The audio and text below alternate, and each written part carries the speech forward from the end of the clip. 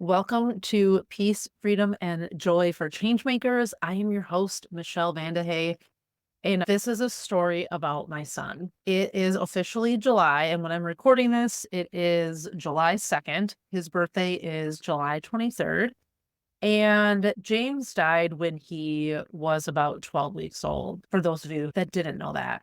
And so I wanted to share some of his story.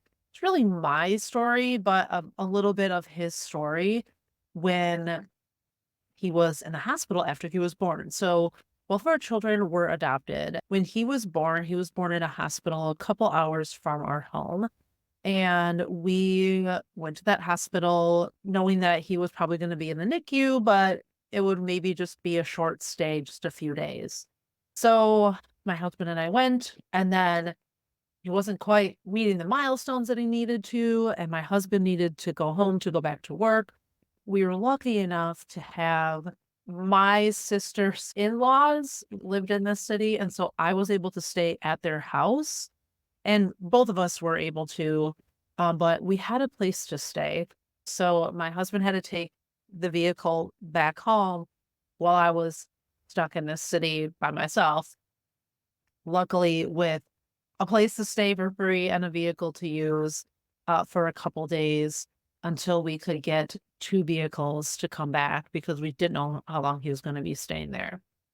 The reason I share that my husband left is then we started managing having a daughter at home, my husband working full time, and then essentially me being 2 hours away from home.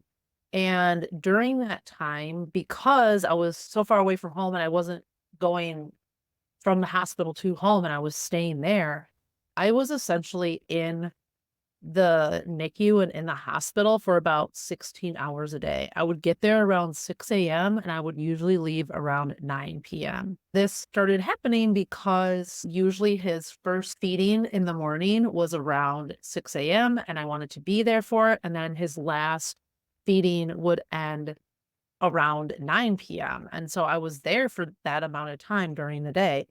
That's a long time to be in a hospital day in and day out for approximately 10 days. But here's what I ended up doing that really saved me during that time. It helped keep me healthy. It helped keep me energized. It helped keep my spirits up. It helped with my mental health. Is I got myself into a rhythm of caring for myself while caring for him because I knew already at that time that if I wanted to be able to care for him and be there for him, I needed to take care of myself too. And it wasn't about trying to put myself first. It was about making sure I was putting myself in the game. Of course, my son was first on the plate. What I ended up doing is I found this rhythm of caring for myself. The reason I'm sharing this is because I want you all to know that I know there are certain times where you are required to work more or just have more attention and be doing a lot. We've been talking about the difference between being and doing. And I know there are times with your mission, with your life, with everything that you're doing as a mission driven leader, as a change maker, you are multifaceted, multi passionate, and that there are lots of things grabbing at your attention. And yet there is still time for you to take time for yourself. And so what I would do is I would go to the hospital around 6 a.m., pull in the parking garage, make my way up to the NICU, say hi to the people that were starting to get to know me, check in, wash my hands, get to the NICU just in time to feed James. And I would feed him his first bottle. And then after I would feed him his first bottle, and if rounds had happened, I would be there for rounds to kind of hear what was going on and what they were kind of expecting, any temperature checks and all that kind of stuff. After that, I would go down to the cafeteria. I would get some breakfast. After breakfast, I would get myself a coffee and I would take my coffee and I would go outside and I would leave the hospital and I would go for a walk. And luckily, his birthday was in the summer and it was a beautiful summer. I don't honestly remember if it ever rained while I was there, but so I would do that and then I would come back. So it took time and I didn't just like rush through breakfast either. I took my time. I got to talk to some of the chefs down there and all the people working because again, I was getting to know the people. I was essentially living at the hospital for several days. And so I would take my time to talk with people and I would have quiet time to myself to eat breakfast, and then I would take my coffee and I would go walk outside and I would enjoy a walk and I would sit on a bench and enjoy some time and know that like I didn't have to rush back. And I don't honestly know how long of a break I took, but it was probably at least 30 minutes to an hour.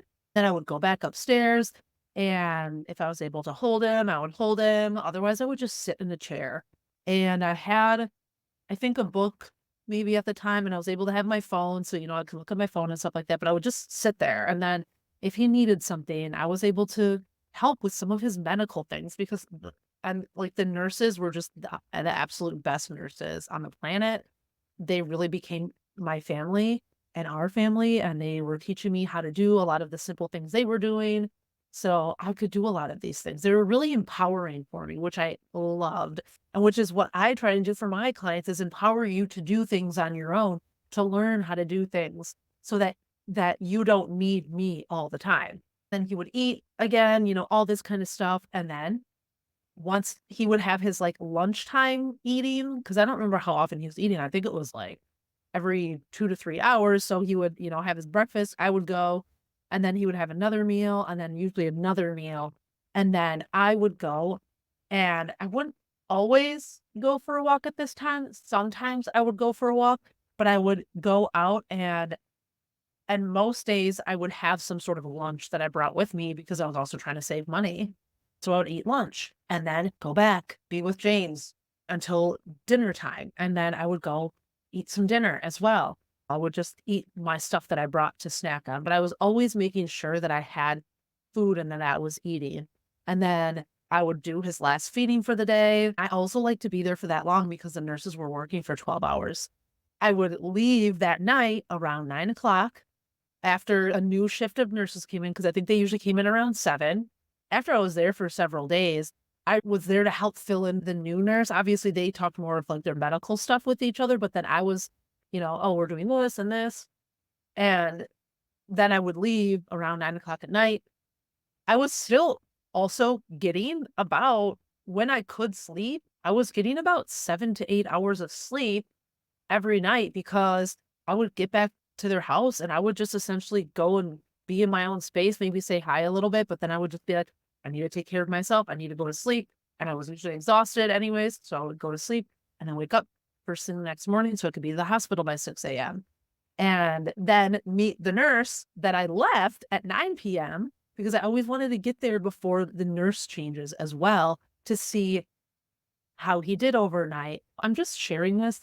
I felt like I this story needed to be shared because this is something before I ever thought I would become a coach, way before I ever started talking about self-care and all this kind of stuff of like how I was doing some of the things that I'm helping my clients with for so long and how this is really a core of my beliefs and my values and what I really think is so important for all of us is making sure that you are taking care of yourself, even in the midst of challenging times, even in the midst of high volume work time where you're having to be on all the time, where you're having to work all the time, that having some rhythms. And here's the thing is like having these rhythms, or maybe you prefer the word routine. I like the word rhythm because it offers the opportunity for flexibility. And so having these rhythms of I get to the hospital first thing in the morning, talk to the nurses, feed James, and then I go and take care of myself. And then I take care of him for several hours. And then I take another break and care for myself. And then I take care of him for several hours. And then I take another break and care for myself. And they, of course, had social workers there too that would come visit me and we would go talk for a little while, all these different things. It's just so important. And so I ended up being there for about 10 days. And one of the hardest things I had to do was leave that hospital without him. But one of the nurses there, when it started getting to be several days and we were at a point where he needed to be transferred to another hospital for a surgery, and we were just waiting for insurance and all this stuff to get figured out. And this nurse was just like, you need to go home. He is taken care of. We know how to take care of him. Your daughter needs to see you. Because Abigail was able to come visit one time in that time, our older daughter. But other than that, I hadn't seen her that whole time I was there. And she's like, you need to go be with your family. We have this. Take the weekend, come back on Sunday or Monday. but you need to have some time away from the hospital. And I'm so thankful she told me to do that, even though it was like the hardest thing I had to do. Once I made the decision, I said bye to him and I just walked out. I didn't say bye to anybody else. I just walked out and I like cried half of the way home.